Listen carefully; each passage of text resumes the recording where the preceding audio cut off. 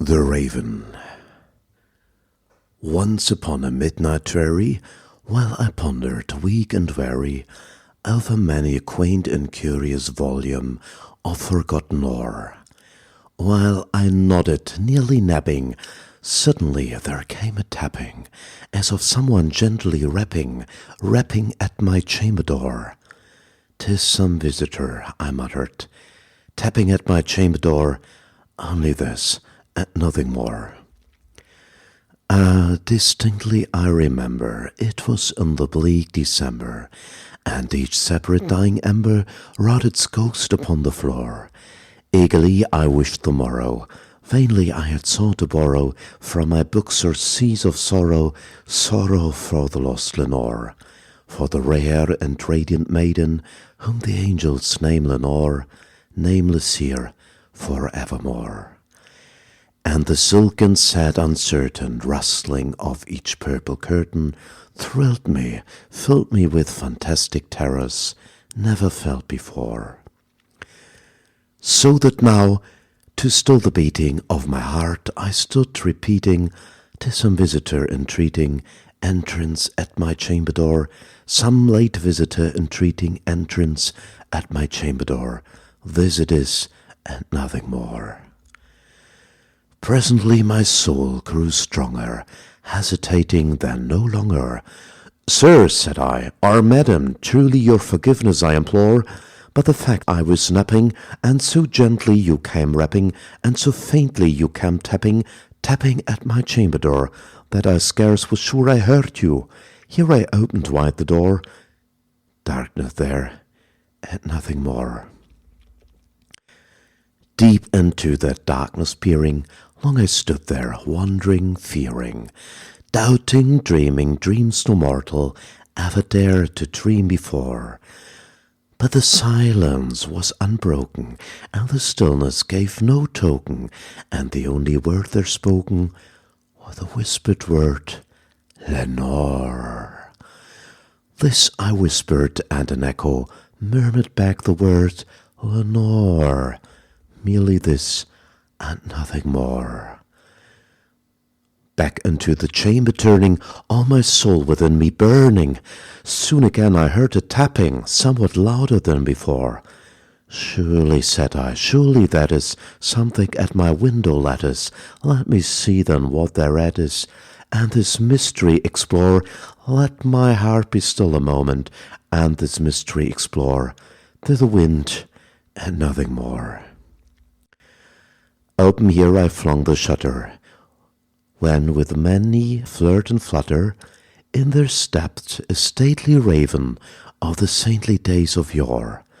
Not the least obeisance made he, not a minute stopped or stayed he, but with mien of lord or lady perched above my chamber door, perched upon a bust of Pallas just above my chamber door, perched and sat, and nothing more.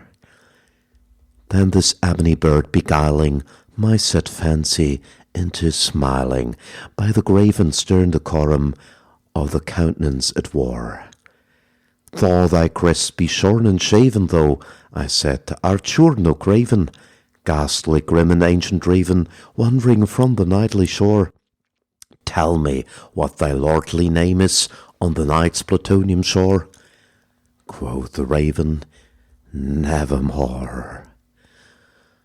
Much I marvelled this ungainly foal to hear discourse so plainly, for its answer little meaning, little relevancy bore, for we cannot help agreeing that no living human being ever yet was blessed with seeing bird above his chamber door, bird or beast upon the sculptured bust above this chamber door, with such name as Nevermore. But the raven sitting lonely on the placid bust spoke only that one word, as if his soul and that one word he did outpower. Nothing farther than he uttered, not a feather than he fluttered, till I scarcely more than muttered, "Other friends have flown before.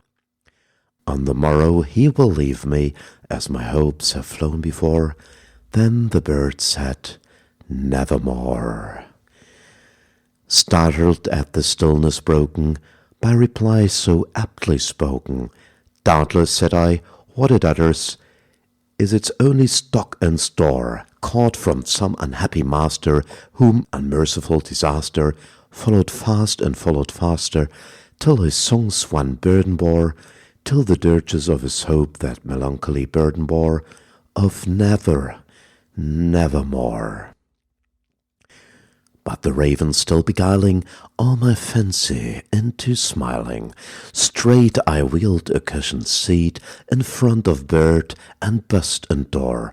Then upon the velvet sinking, I betook myself to linking fancy unto fancy, thinking what this ominous bird of yore, what this grim, ungainly, ghastly, gaunt and ominous bird of yore meant in croaking nevermore. This I said engaged in guessing, but no syllable expressing to the fowl whose fiery eyes now burned into my bosom's core. This and more I said divining, with my head at ease reclining on the cushion's velvet lining that the lamp's light gloated o'er, but whose velvet violet lining with the lamplight gloating o'er she shall press, nevermore. Then methought the air grew denser, perfumed from an unseen censer, swung by seraphim whose footfalls tinkled on the tufted floor. Rich, I cried, thy God hath won thee, by these angels he hath done thee, respite, respite, and nepenthe from my memories of Lenore. Quaff, O quaff, this kind nepenthe, and forget this lost Lenore, quoth the raven, nevermore. Prophet, said I, think of evil, prophet still, if bird or devil, whether tempest sent, or whether tempest taught thee there ashore, desolate yet all undaunted, on this desert land enchanted, on this home by aura haunted, tell me truly, I implore, is there balm and gilded? Tell me, I implore, quoth the raven, nevermore. Prophet, said I, thing of evil, prophet still, if bird or devil, by that heaven that bends above us, by that God we both adore, tell the soul with sorrow laden, if within the distant Aidenn it shall clasp a sainted maiden, whom the angels name Lenore, clasp a rare and radiant maiden, whom the angels name Lenore, quoth the raven, nevermore. Be that word our sign of parting, bird or fiend, I shrieked, upstarting, get thee back into the tempest and the night's plutonium shore, leave no black plume as a token of that lie thy soul hath spoken, leave my loneliness unbroken, quit the bust above my door, take thy beak from out my heart, and take thy form from off my door, quoth the raven, nevermore. And the raven, never flitting, still is sitting